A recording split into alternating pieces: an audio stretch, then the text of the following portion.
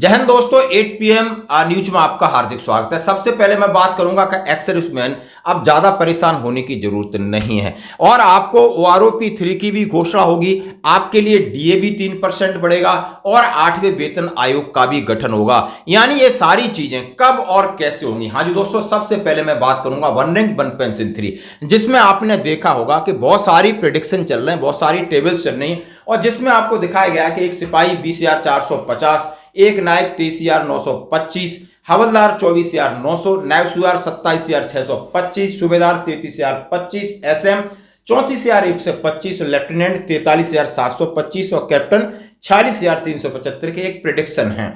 जो कि OROP 2 में OROP 1 से कुछ चीजें प्लस हुई थी, कहीं माइनस हुआ था जेसीयू का, शायद ऐसा देखने को नहीं मिलेगा और OROP 3 की टेबल आपको जल्दी देखने को मिलेगी। लेटर इसके कंसर्न सारे निकल चुके हैं, जैसा कि हम आपके सामने दिखा रहे हैं कि यानी department of ex serviceman welfare ने निकाल दिया और MOD की जो फाइनेंशियल ब्रांच है उसने भी 30 तारीख को हमें क्लियर कर दिया कि आपकी सारी तैयारी है और टेबल बनेगी, निकलेगी।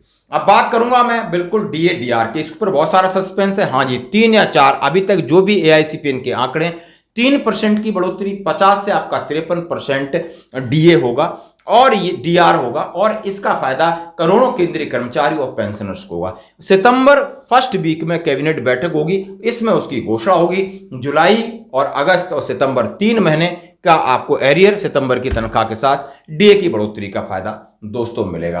अब बात करूंगा 8वें वेतन आयोग की। इसके ऊपर कई प्रकार की चर्चाएं, कई प्रकार की अपेक्षा आकांक्षाएं चल रही हैं कि होगा या नहीं होगा, नहीं होगा या होगा। फिटमेंट फैक्टर आपको बता दिया 1.92 या 1.90 के आसपास आपकी बढ़ोतरी होगी। अकॉर्ड फॉर्मूला से होता है या पूरी चीजें उस तरीके का आयोग बनेगा, कुछ भी कहेगा, लेकिन 1 जनवरी 2026 से लगभग उस समय आपका DA 65% पहुंचेगा और उसके बाद आपको बढ़ोतरी ये देखने को मिलेगी। मैं कैसे कह रहा हूं 65%, जैसा कि आप मान लो अभी 53% पर हैं। यदि आपको जनवरी 2025 में 4% जोड़ा जाता है तो 57 होता है, जुलाई में फिर 4 जोड़ा जाता है तो आप समझ सकते हो आपका 61 होता है और फिर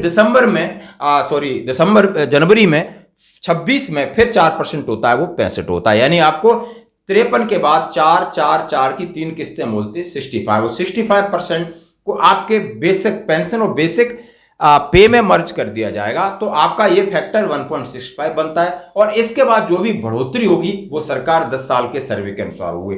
तो ये तीनों बिल्कुल अपडेट है जो मैंने आपके सामने शेयर की। तो दोस्तों आपको 3 फायदे, यदि सैनिक हैं, केंद्रीय कर्मचारी हैं तो आपको DA और 8वें वेतन आयोग का, और सैनिक हैं तो वन रैंक वन पेंशन 3 जो कि 30 जून 2024 तक के रिटायर्डी उसमें शामिल होंगे। प्रीमेचर 1 जुलाई 2014 के वाले शामिल नहीं होंगे और 1 जुलाई 2024 के बाद जब भी घोषणा होगी तो उसी पीरियड का आपको एरियर मिलेगा, पिछले का कोई एरियर नहीं मिलेगा। जो इसकी पॉलिसी 7/11/2015 की उसी के हिसाब से होगा। धन्यवाद।